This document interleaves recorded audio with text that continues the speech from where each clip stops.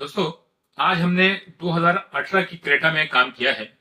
इसमें हमने alpha series का अल्फा 3 लेदर लिया है, लेकिन जो कलर लिया है ना दोस्तों, कस्टमर ने वो प्योर व्हाइट, एकदम व्हाइट कलर लिया है और पाइपिंग लिया है ब्लैक कलर की।